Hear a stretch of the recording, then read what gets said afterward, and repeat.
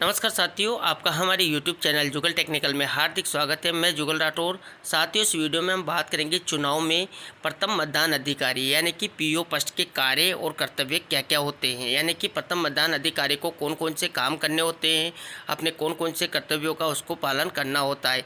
इसकी सारी जानकारी मैं आपको इस वीडियो में देने वाला हूँ। साथ ही साथियों, मैं आपको बता दूँ कि वीडियो सिर्फ आपकी सहायता के लिए है।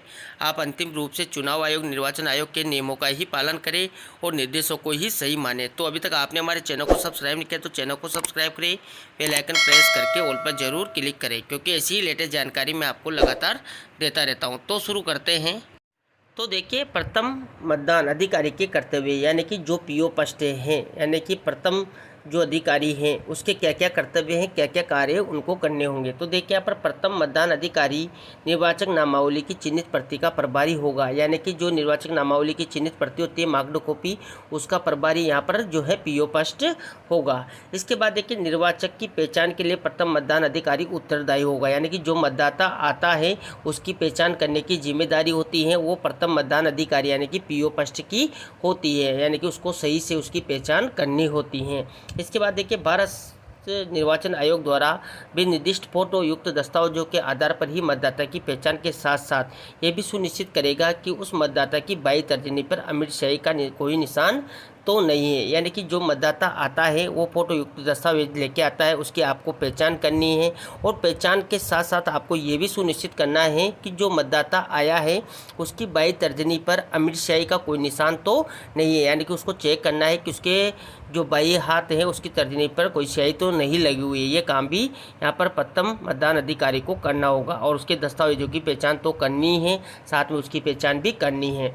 इसके बाद देखिए, निर्वाचक की पहचान का सत्यापन सुनिश्चित रूप से निर्वाचक नामावली में की गई प्रविष्टि के संदर्भ में करना है। यानी कि आप जो मतदाता आया हुआ है उसकी पहचान आपको जो निर्वाचक नामावली है आपके पास चिन्हित प्रति है उसके अकॉर्डिंग आपको उसका मिलान कर लेना है और सुनिश्चित कर लेना है कि यह वही मतदाता है। उस प्रकार यहाँ पर इसकी जानकारी कर लेनी है।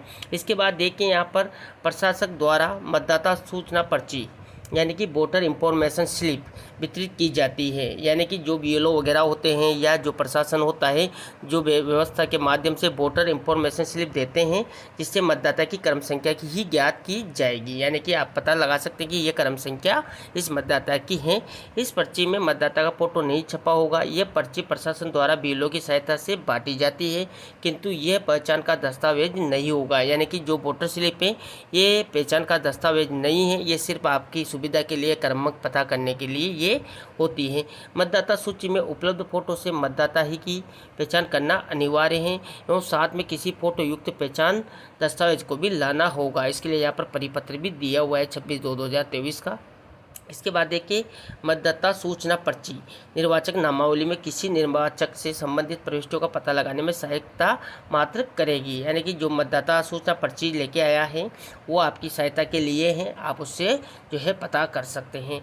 मतदान कक्ष में एक कचरा पात्र की व्यवस्था हो। मतदाता द्वारा लाई गई अशासकीय पर्ची कचरा पात्र में ही डाली जावे। यानी कि इसको इधर उधर न फेंका जाए, उसको किसी भी एक बॉक्स में है जो कचरा पात्र है उसमें उसको पटका जाए यानी कि डाला जाए। इसके अतिरिक्त अन्य किसी भी प्रकार की रद्दी कचरा पात्र में न डाले। इसके बाद देखिए, यहाँ पर प्रथम मतदान अधिकारी पहचान पर्ची लेकर निर्वाचक नामावली में प्रविष्टि की क्रम संख्या को पढ़ेगा, यानी कि उसका जोर से वाचन भी करेगा। इसके बाद देखिए, उस व्यक्ति को अपना नाम जोर से बोलने को कहेगा कि आपका क्या नाम है, आप बताइए। यदि आवश्यक हो तो प्रविष्टि से संबंधित अन्य विशिष्टों के लिए भी कहेगा, ताकि यह सुनिश्चित हो सके कि पहचान पर्ची प्रस्तुत करने वाला व्यक्ति ही वास्तविक मतदाता है। तो इस प्रकार आप उसका पता करने के लिए आपको जो भी तरीका लगता है वो आप यहाँ पर कर सकते हैं, जैसे कि उससे अपना नाम पूछ सकते हैं या उससे कुछ और भी अन्य जानकारी आप पता कर सकते हैं, ताकि ये पता लग सके कि ये मतदाता वास्तविक मतदाता हैं। इसके बाद देखिए, यदि मतदाता की पहचान को चुनौती दी जानी है तो इसी स्तर पर दी जा सकती है। यानी कि मान लीजिए जो पोलिंग एजेंट होते हैं वो मतदाता की चुनौती देते हैं कि ये मतदाता वगैरह जो फर्जी हैं या दूसरा कोई भी हैं तो इसकी चुनौती देनी है तो प्रथम मतदान अधिकारी तक ही आप दे सकते हैं, इसके बाद ये चुनौती नहीं दी जा सकती। तो देखिए यहाँ पर प्रथम मतदान अधिकारी द्वारा पहचान सुस्थापित हो जाने के बाद मतदाता की पहचान को चुनौती नहीं दी जा सकती।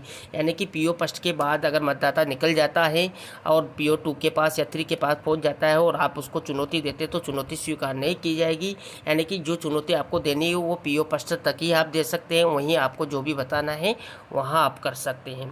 इसके बाद देखिए प्रथम जो मतदान अधिकारी आने वाले मतदाता की पहचान सुनिश्चित करने के पश्चात फोटो युक्त मतदाता सूची में उस मतदाता से संबंधित प्रविष्टि के बॉक्स में फोटो को छोड़ते हुए लाल स्याही से तिरछी लाइन अंकित कर देगा। यानी कि आपको लाल स्याही से तिरछी लाइन भी अंकित करनी है, वो भी मैं आपको आगे बताने वाला हूँ। इसके बाद देखिए महिला मतदाता के नाम के आगे उसके मतदाता सूची क्रमांक पर गोला राउंड भी बनाएगा। यानी कि अगर कोई महिला मतदाता आती हैं तो जो उसकी मतदाता सूची क्रमांक है उस पर आपको क्या करना है, लाल कलर से गोला यानी कि राउंड बनाना है।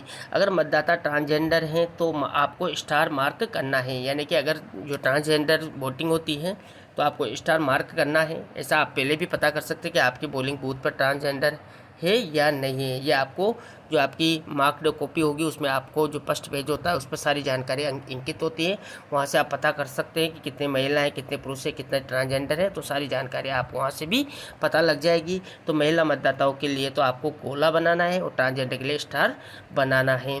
इसके बाद देखिए जिन मतदाताओं की पहचान मतदाता फोटो पहचान पत्र के आधार पर की जाएगी उसके नाम के बाईं ओर आपको ई अंकित करना है। यानी कि आपको जो कोई मतदाता आता है वो फोटो पहचान पत्र लेकर आता है तो आपको उसके नाम के बाईं ओर ई अंकित किया जाना है। यानी कि वो भी मैं आपको आगे बताने वाला हूँ।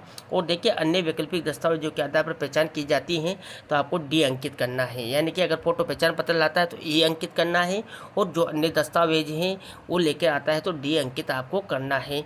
इसके बाद देखिए निविदित मत्र अल्प आयु अंधे विकलांग मतदाता या चुनौती ISD प्रकरण के मामले पीठासीन अधिकारी द्वारा तय किए जाएंगे। यानी कि ऐसे कोई भी प्रकरण होते हैं तो इसमें पीठासीन अधिकारी द्वारा तय किए जाएंगे कि भाई इसका क्या करना है। तो जो भी स्थिति वो पीठासीन अधिकारी के अकॉर्डिंग रहने वाली है।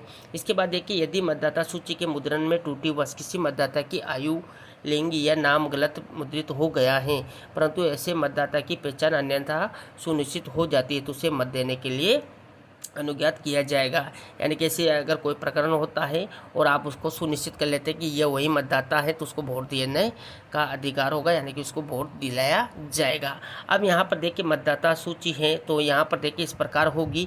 इसमें आपको देखिए जो वोटिंग होती है उसमें आपको तिरछी लाइन खींचनी है, यानी कि नीचे से ऊपर की ओर लाइन खींचनी है। और देखिए अगर महिला मतदाता है तो आपको यहाँ पर क्रम संख्या में गोला बनाना है। और अगर वो ईपिक लेके आता है तो उसके फोटो की यहाँ पर देखिए आपको ई लिख देना है। यानी कि ईपिक जो कार्ड है यानी कि फ़ोटो पहचान पत्र लेके आता है तो ई बनाना है। और अगर वो अन्य दस्तावेज लाता है तो आपको डी, देखिए यहाँ पर डी बनाना है। देखिए महिलाओं के आपको जो है इस प्रकार गोला करना है।